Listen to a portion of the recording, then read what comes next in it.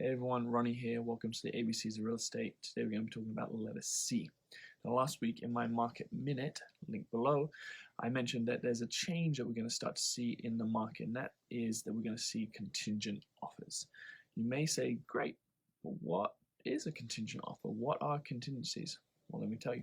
A contingency is a clause in a contract that requires a specific condition to be met before the transaction moves to the next step. If this condition cannot be fulfilled, the clause allows a transaction to be mutually cancelled without penalty. They are in place to protect all parties involved. Now, in the residential purchase contract that we use here in Silicon Valley, there are three primary contingencies. First is the inspection contingency. This states that the buyer has a specific amount of time to perform inspections on the property to ensure that the condition of the home is satisfactory. During this time, if they find anything that makes them no longer want to purchase the home, then they can back out the transaction, and if this contingency is in place, they can do so without penalty. The second contingency is the financing contingency. This states that the buyer has a specific amount of time to obtain financing for the purchase of the home. If they cannot secure a loan during this time, then they must back out the transaction. And with a financing contingency in place, the buyer is able to back out without penalty. Third is the appraisal contingency.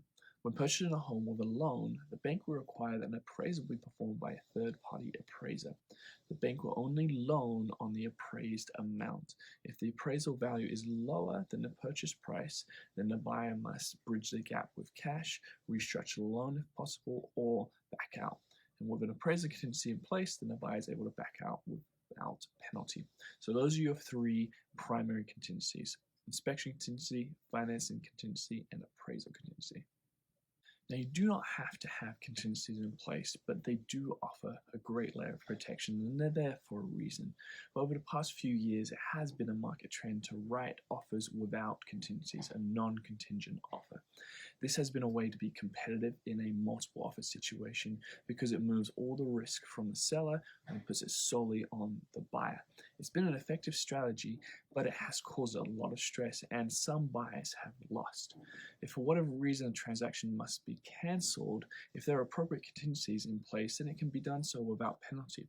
If there are no contingencies in place, then the buyer's deposit is on the line for liquidated damages.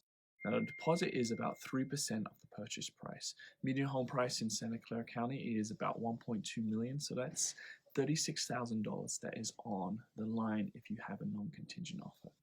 It has been necessary over the past few years to be non-contingent, but fortunately, as the market normalizes, we will start to be able to reintroduce contingencies into offers, adding protection for all, which is a good thing. Thanks for listening. See you next time.